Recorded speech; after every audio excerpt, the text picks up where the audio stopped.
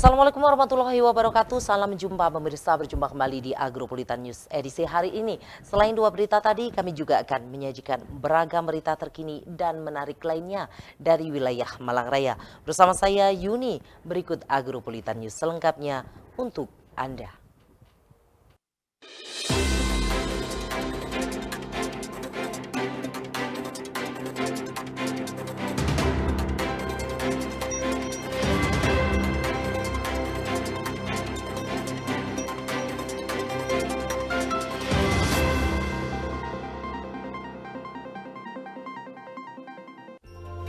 Mengawali Agropolitan News hari ini, berikut kami rangkum berita seputar Malang Raya dalam News 60 Detik.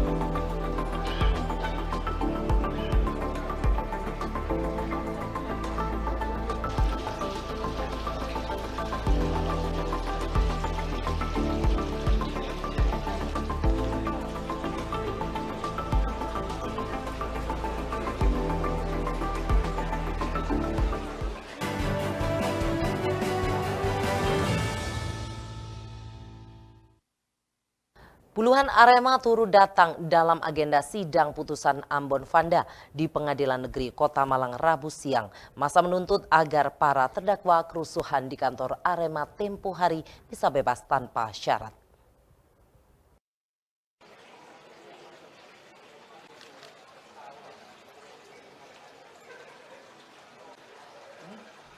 Puluhan Arema turut datang dalam agenda sidang putusan Ambon Vanda di Pengadilan Negeri Kota Malang Rabu siang. Masa menuntut agar para terdakwa kerusuhan di kantor Arema tempo hari bisa bebas tanpa syarat. Masa datang dengan atribut dan spanduk bernada kecaman ke depan kantor Pengadilan Negeri Kota Malang. Aksi diwarnai dengan orasi dan letupan petasan sebagai bentuk protes. Masa menuntut agar para pelaku kerusuhan dibebaskan karena menurut mereka tidak ada bukti Ambon dan kawan-kawan bersalah atas kejadian tersebut. Sementara persidangan dengan agenda pembacaan putusan berlangsung di ruang Cakra sejak pukul 9 pagi. Hasilnya seluruh terdakwa divonis 9 bulan dipotong masa tahanan yang telah berjalan. Ya, kita melihat hasil putusan dari secara real gitu loh ya, karena kerugian bukan keterlibatan umum bagi manajemen FC gitu. Ya. Intinya nanti kita akan mengambil upaya hukum, tapi lihat daripada hasil putusan itu kita ungkapkan, makanya kita menyatakan pikir-pikir untuk mengambil langkah banding seperti itu. Ini banding berarti Belum tentu. Kita masih menunggu putusan realnya ya, menunggu putusan real. Ini bedanya agenda putusan. pasal 160 aja. Oh, kalau untuk Ambon Vanda kan 160, kalau untuk Ferry dan rekan-rekan kan semua 7. Juga ya A1. A1. Itu sih. Ya, terima kasih ya teman-teman, terima kasih ya. Pihak kuasa hukum mengatakan akan mempertimbangkan dengan hasil putusan ini. Pihaknya akan berebut dengan keluarga untuk menentukan langkah hukum selanjutnya. Dari Kota Malang, Dion Arista, ATV melaporkan.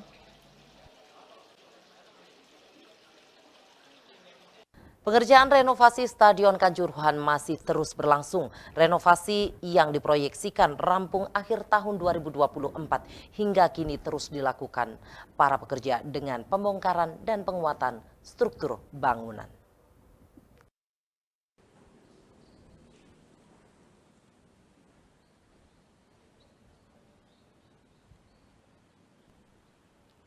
Renovasi yang dikerjakan PT Waskita Karya dan PT Berantas Abipraya pada September 2023 diawali dengan proses pembongkaran. Dalam tahap ini diperkirakan sudah rampung dalam minggu ini.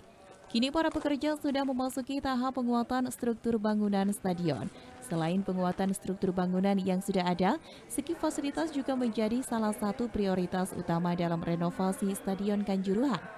Manajer proyek renovasi Stadion Kanjuruhan PT Waskita Karya, Vino Pramudia, menjelaskan saat ini sudah dilaksanakan semua pekerjaan persiapan untuk pembongkaran bangunan-bangunan existing dan beton-beton existing. Pembongkaran sebagian existing tersebut dilakukan untuk memperkuat struktur bangunan Stadion Kanjuruhan.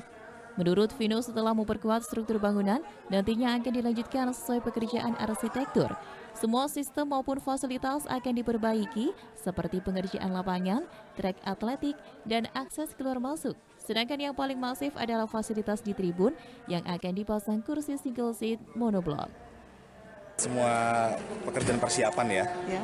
Jadi pekerjaan persiapan ini sudah kami laksanakan hampir semua untuk pembongkaran bangunan-bangunan existing sama beton-beton existing ya. Nanti kami akan laksanakan perkuatan dari sisi strukturnya seperti apa. Nanti setelah itu kita masuk ke pekerjaan arsitektur, nanti mengikuti pekerjaan lapangan, atletik, sama sistem nanti manajemen untuk keluar masuknya seperti apa kita pakai.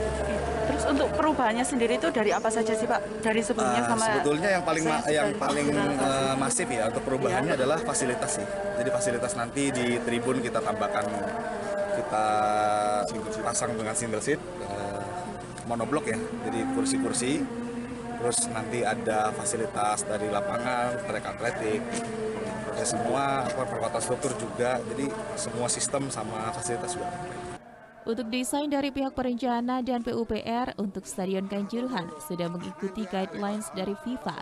Seperti segi fasilitas maupun manajemen pengelolaan penonton sudah menyesuaikan FIFA dan sertifikat laik fungsi dari bangunan stadion. Vino menambahkan pada akhir 2023, renovasi diharapkan sudah mencapai 10% dengan pengerjaan struktur bangunan dan dilanjutkan dengan persiapan untuk pengerjaan rumput lapangan. Dari Kabupaten Malang, Max Munir, ATV melaporkan.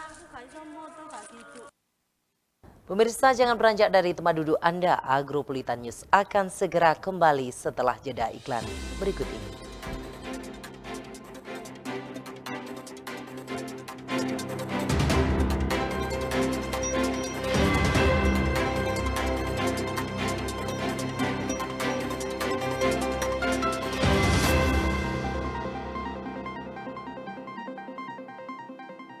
Cari korban baru. Kamu mau? Oke. Bagaimana? Enak? Kamu mau juga?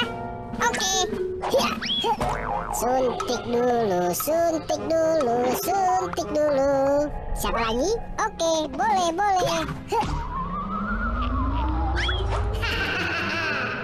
Rasain.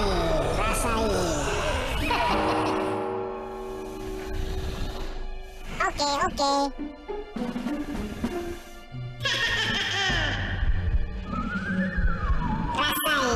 Rasain.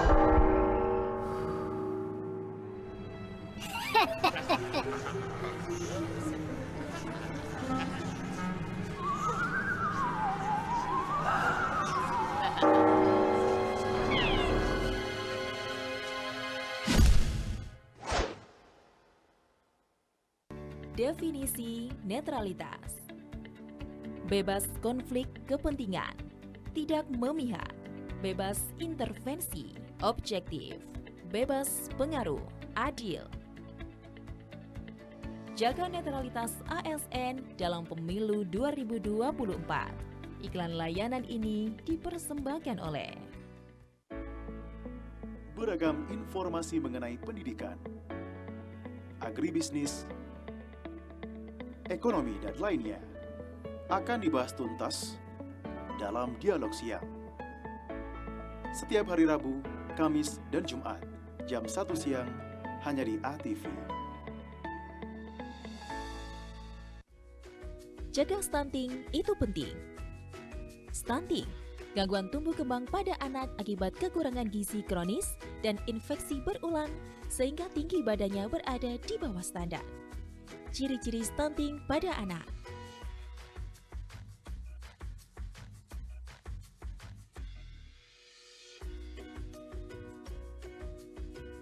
Penyebab stunting pada anak.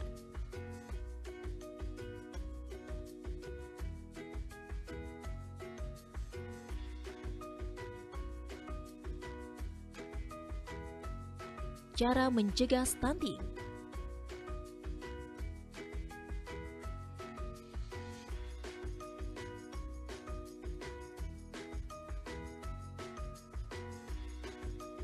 Ayo, cegah stunting.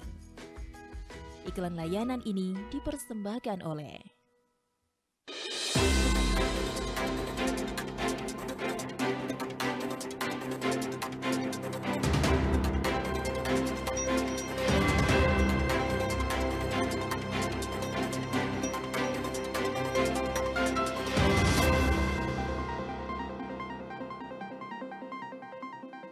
Terima kasih pemirsa, Anda masih setia di Agropolitan News. Perluas jaringan untuk peluang kerja bagi lulusannya SMK PGRI 3 Kota Malang kembali membuka kelas industri. Kali ini kerjasama dilakukan dengan 3 perusahaan sekaligus, baik di bidang transportasi, otomotif, serta pertambangan. Liputannya untuk Anda. PT-PT yang saya hormati Ibu, saya ini Kepala PGRI, anak-anaknya semangatnya luar biasa, jadi tidak perlu ragu. Perluas jaringan untuk peluang kerja bagi lulusannya, SMK PGRI 3 Kota Malang kembali membuka kelas industri. Kali ini kerjasama dilakukan dengan 3 perusahaan sekaligus, baik di bidang transportasi, otomotif, elektronik hingga pertambangan. Peresmian kelas industri ditandai dengan penandatanganan kerjasama antara SMK PGRI dengan ketiga perusahaan. Sekaligus pemencatan tombol simbol telah dimulai langkah kerjasama antara kedua belah pihak melalui kelas industri.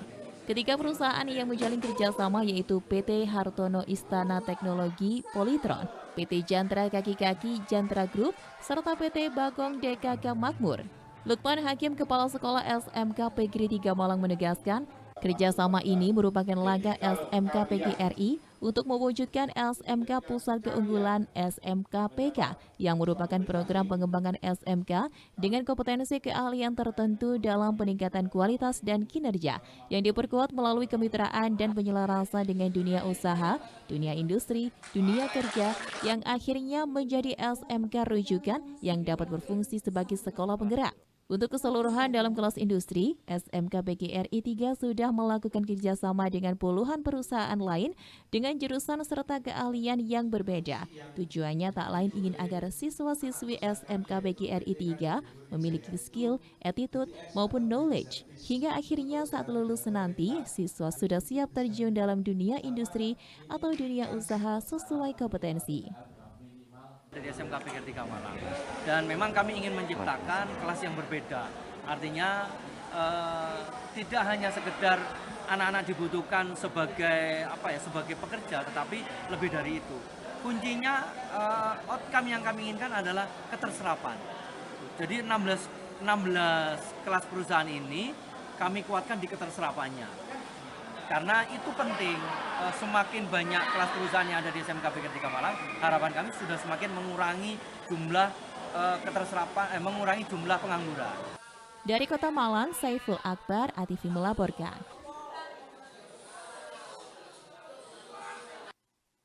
Seorang mantan atlet bola yang berhasil meraih sukses dalam bidang bisnis budidaya ikan koi. Ia adalah sosok inspiratif yang membuktikan bahwa ketekunan, kerja keras, dan kecintaannya terhadap ikan koi bisa menghasilkan keuntungan. Kisah sukses ini terjadi di Kota Malang dengan alamat Jalan Sulfat Tenaga nomor 1 Kota Malang. Seperti apa saja proses pembudidayaannya, serta jenis ikannya, dan berikut liputannya untuk Anda.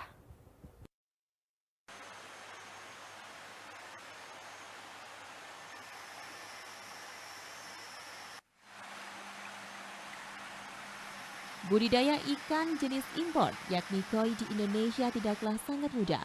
Banyak kendala dalam perawatannya serta pemeliharaannya untuk dikembangkan, sehingga dibutuhkan skill khusus dengan ketelatenan serta ketekunan seperti yang dilakukan oleh salah seorang mantan atlet sepak bola yang berada di Jalan Sulfatenaga nomor 1 Kota Malang.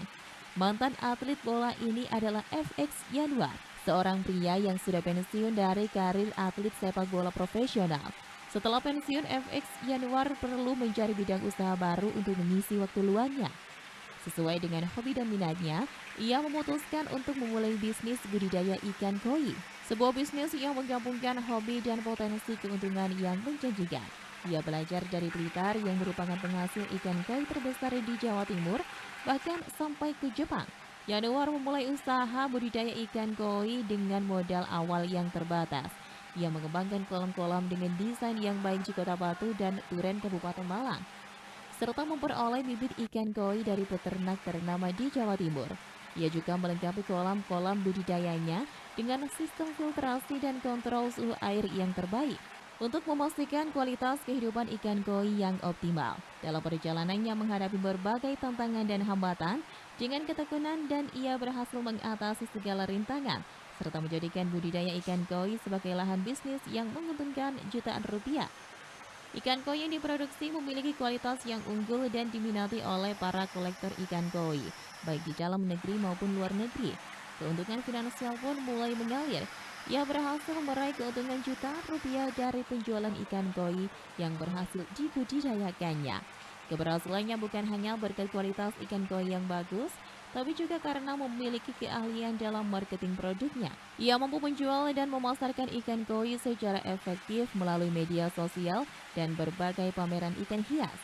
Selain meraih keuntungan yang besar, Yanuar juga turut menyumbangkan warna indah dan keindahan ikan koi di Kota Malang.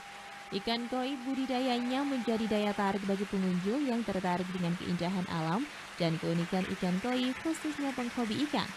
Budidaya ikan koi menjadi pilihan yang tepat baginya setelah pensiun dari karir atletiknya. Ia dapat menghasilkan keuntungan finansial yang signifikan dengan menjalankan bisnis yang berasal dari hobi dan minatnya. Kisah suksesnya dalam budidaya ikan koi menjadi inspirasi bagi banyak orang untuk berani mengejar passion mereka dan menghasilkan keuntungan dari bisnis yang mereka cintai. Ingin meraih kesuksesan, mungkin budidaya ikan koi bisa menjadi peluang bisnis yang menarik. Dengan pengetahuan yang cukup dan ketekunan, kalian juga bisa memperoleh keuntungan jutaan rupiah dari bisnis budidaya ikan koi. Adapun macam jenis koi yang dibudidaya di showroom Momiji Center milik Yanuar ini antara lain kohaku, soa, yusiri, cak koi, dan masih banyak lagi lainnya. Serta jenis lokal dan impor dengan harga mulai Rp25.000 hingga maksimal Rp500.000. Sementara untuk kualitas jenis impor, ia jual dari harga 1 juta hingga 20 juta rupiah. Bahkan ia pernah menjual seharga 45 juta rupiah di Jakarta. Yanuar saat ini memiliki 2 kolam untuk proses breeding di Kota Batu dan Duren dengan tujuan agar tidak bergantung dari impor. Awal mulai sebenarnya saya itu basicnya itu atlet sebenarnya. Jadi saya main sepak bola, terus pada saat tahun 2010 saya merasa ada kejadian yang titik terendah dalam hidup saya, yaitu saya harus cedera, operasi lutut, ACL, dan menghabiskan banyak uang. Jadi pada saat saya rehab itu, saya nggak ada penghasilan, dan saya bukan orang yang formal, artinya saya ijazah cuma SMA, dan saya punya hobi dari ikan koi. Jadi hobi itu akhirnya saya berpikir kenapa hobi ini nggak jadikan bisnis, karena awalnya adalah cuma pengen ganti koi aja. Pengen ganti koi supaya saya jual, supaya dapat koi lagi. Jadi akhirnya saya coba jual koleksi saya pribadi, dapat uang, saya buat beli lagi. Nah ternyata buat beli lagi itu ada sisanya. Nah ternyata ini kok lumayan juga buat bisnis. Akhirnya dari situ mulai saya terjun untuk dunia bisnis di ikan koi. Dengan pencapaiannya selama ini, Yanuar berharap usahanya akan lebih besar dan berkembang, dengan tujuan agar proses breedingnya semakin banyak jenis dan macam ikan koi, baik lokal maupun impor, serta mampu membuka lapangan pekerjaan. Dari Kota Malang, Saiful Akbar, ATV melaporkan.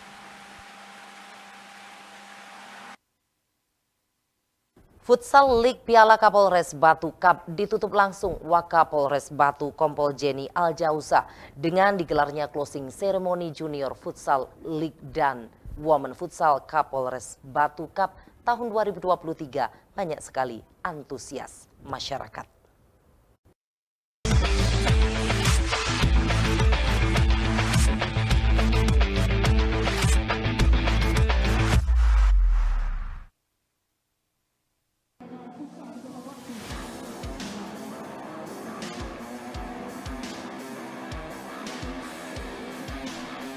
Futsal League Piala Kapolres Batu Cup ditutup langsung Wakapolres Batu Kompol Jenny Aljausa SHMH dengan digelarnya closing ceremony Junior Futsal League dan Women Futsal Kapolres Batu Cup tahun 2023. Banyak sekali antusias masyarakat. Dalam pertandingan dihadiri Forkopimda Kota Batu, Kabid Pora Kota Batu, PJU Polres Batu, Ketua PSSI Kota Batu, Ketua Asosiasi Futsal Kota Batu, Ketua KONI Kota Batu, peserta, pemain futsal dari seluruh SMP se-Kota Batu, dan supporter dari masing-masing SMP se-Kota Batu. Ketua Asosiasi Futsal Kota Batu Fahreza Maulana mengungkapkan bahwa kegiatan futsal yang melibatkan peserta dari adik-adik SMP MTS di Kota Batu ini baru diawali tahun ini yang dikemas dalam agenda Futsal Kapolres Cup tahun 2023 karena tahun kemarin digelar di tingkat SMA. Pelaksanaan futsal dilaksanakan selama 8 hari terhitung mulai tanggal 2 sampai dengan 10 Oktober 2023 yang diikuti oleh tim putra sejumlah 18 tim dan putri sejumlah 12 tim. Dari hasil data pemenang Junior Futsal League dan Women Futsal League Kapolres Cup tahun 2023, kategori juara untuk tim putra, juara 1 diraih SMP 3, juara 2 SMP 2, juara 3 SMP Al-Isa, dan juara 4 SMP 6.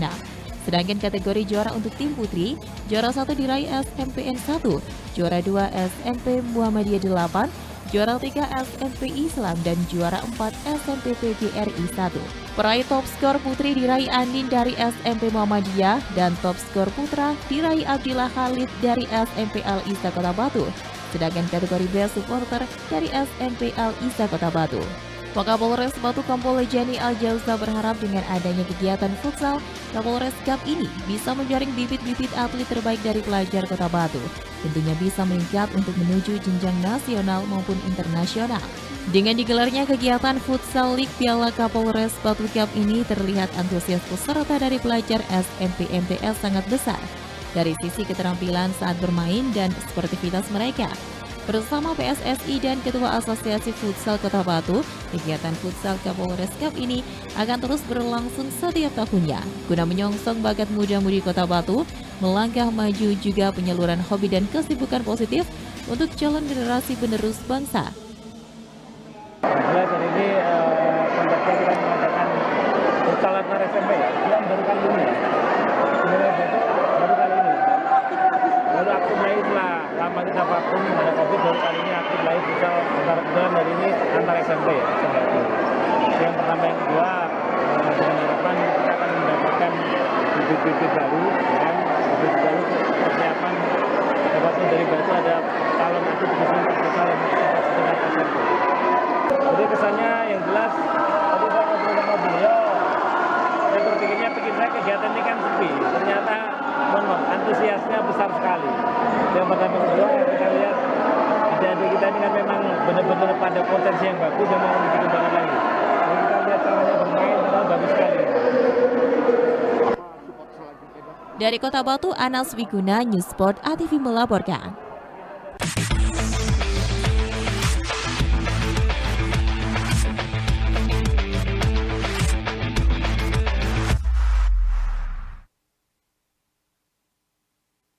Ajang bergengsi yakni Indonesia Martial Arts Games ke-1 tahun 2023 cabang olahraga Sorinji Kempo akan dilaksanakan pada 22 hingga 26 Oktober 2023 di Kota Bekasi.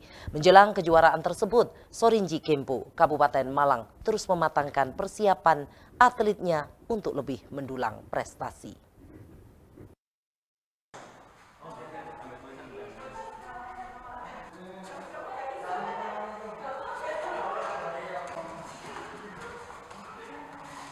Penyelenggaraan Indonesia Martial Art Games atau IMAG ke-1 tahun 2023 cabang olahraga Sorinji Kempo yang dihelat oleh Komite Olahraga Nasional Indonesia KONI dipastikan akan dilaksanakan pada tanggal 22 hingga 26 Oktober 2023 di Kota Bekasi.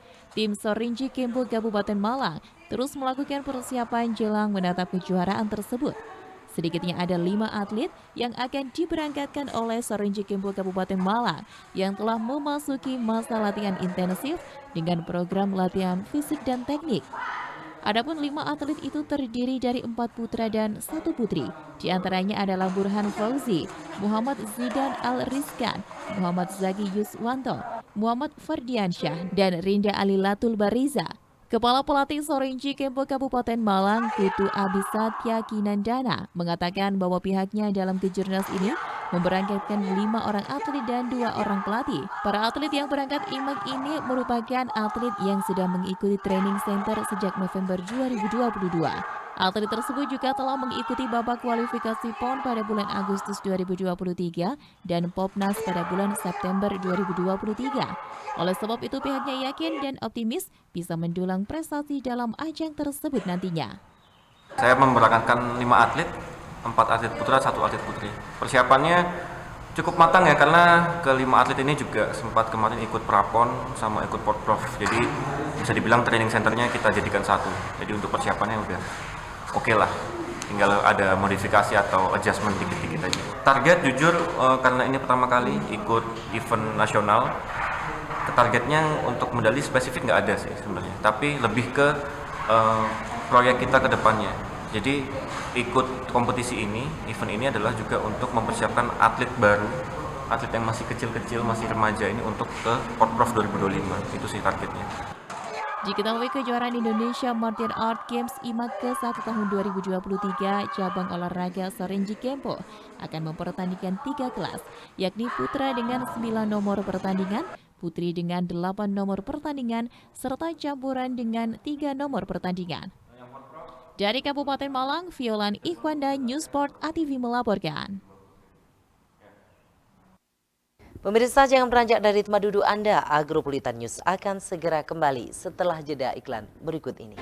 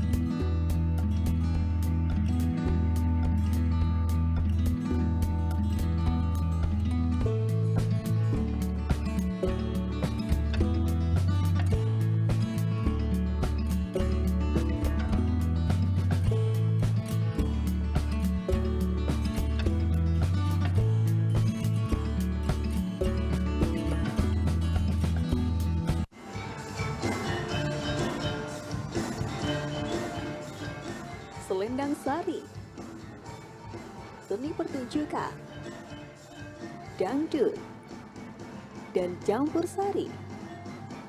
Setiap hari Selasa, jam 7:30 malam, live hanya di ATV. Selendang Sari, dijamin pasti. Selendang Sari, dansa semasa.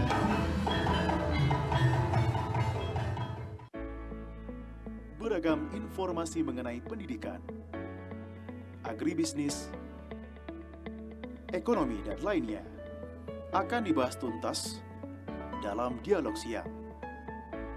Setiap hari Rabu, Kamis, dan Jumat, jam 1 siang, hanya di ATV.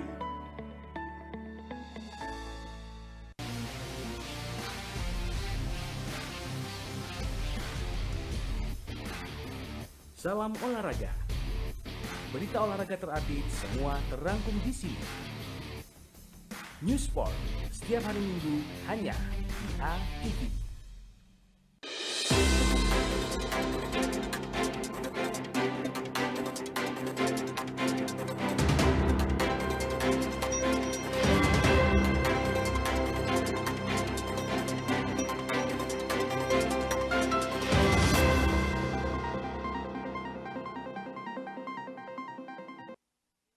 Para pedagang yang sebelumnya ada di pasar relokasi Kota Batu telah dipindahkan ke pasar induk Among Tani Kota Batu.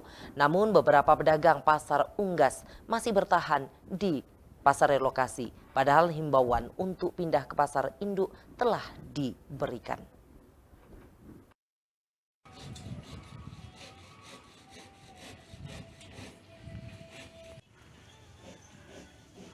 Para pedagang yang sebelumnya ada di pasar relokasi Kota Batu telah dipindahkan ke pasar induk Among Tani Kota Batu. Namun beberapa pedagang pasar Unggas masih bertahan di pasar relokasi. Padahal himbauan untuk pindah ke pasar induk telah diberikan. Miss Lika, warga Pujon yang juga salah seorang pedagang unggas di pasar relokasi Batu, menyampaikan bahwa sebenarnya dirinya juga ingin pindah ke pasar induk Among Tani bersama dengan pedagang yang lain. Tetapi dikarenakan belum selesainya pembangunan pasar unggas, maka pedagang urung berpindah ke pasar induk Among Tani. Saat ini dari yang terlihat sekitar 4 kios unggas tetap berjualan di pasar relokasi Kota Batu. Menurut Miss Lika, sebagian pedagang pasar unggas telah pindah ke pasar induk Among Tani Kota Batu. Saat ini hanya beberapa saja yang bertahan di pasar relokasi. Terkait dengan operasional jam dagang, Miss Lika menjelaskan bahwa dengan kondisi saat ini, di mana sebagian besar pedagang telah pindah ke pasar induk Among Tani, maka pasar relokasi menjadi sepi. Oleh karena itu yang sebelumnya biasa tutup sekitar jam 3 sore, dikarenakan sepinya kondisi pasar relokasi, maka pedagang lebih cepat menutup kios dagangannya. Ya sih, sakjane kepinginnya ya pindah kaya koncone tambah. Kalau dek ini malah kaya opo ngono ya. Padahal sama-sama punya SK tapi kok enggak dibarengno jadi ngono ya. Terus ya menyendiri ya dek ini gak penak pisan malian. Kalau di sini pedagangnya totalnya berapa, Bu? Yang masih bertahan? Oh, padahal iki tok. Jiro lupa. Yang ikan biasanya sini, terus baru pindah di sini, di sana nggak ada temannya. Berapa? Berarti sebagian sudah pindah ke sana, nggih? Sudah. Ada pergantian jam nggak Bu? Pas di sini apa namanya yang biasanya buka jam berapa, akhirnya tutup jam berapa gitu ini dengan. Yo, mana apa nih ini kayak sepi ya, malah kayak aku mulai tambah, enggak ya orang kayak biasa kan di sini kok sekitar jam 3 lebih. Ini kayak sekitar jam loro atau jam kira wis nggak ada uang ya. Kayak mana itu boleh aja. Dari Kota Batu, Abraham Patrika Atif melaporkan. Terkait rencana pemindahan pedagang pasar unggas yang sementara akan diletakkan di area pasar sayur, beberapa pedagang pasar unggas yang ada di area pasar relokasi menyampaikan bahwa akan mengikuti keputusan bersama pedagang pasar unggas yang lain.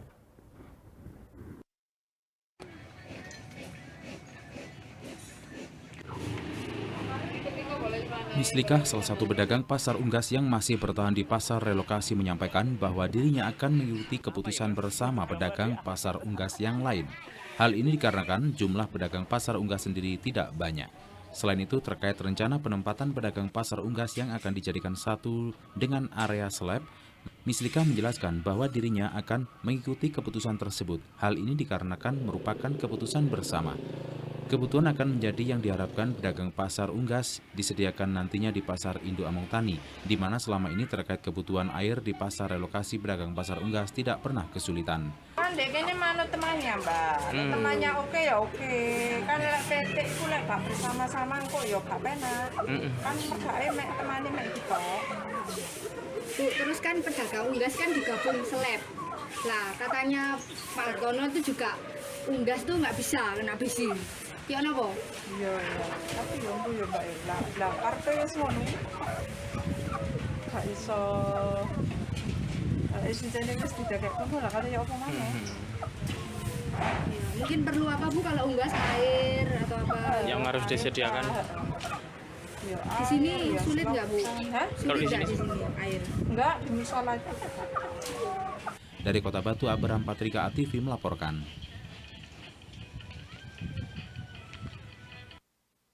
Dan pemirsa, berikut perakiraan cuaca Jumat 13 Oktober 2023 untuk daerah Malang Raya dari Badan Meteorologi, Klimatologi, dan Geofisika BMKG Stasiun Klimatologi Kelas 2 Malang. Dan pemirsa, informasi tadi sekaligus menutup Agropolitan News edisi hari ini. Nantikan informasi menarik lainnya pada esok hari di jam yang sama. Mewakili kerabat kerja yang bertugas, saya Yuni mengucapkan terima kasih atas kebersamaan Anda. Wassalamualaikum warahmatullahi wabarakatuh dan sampai jumpa.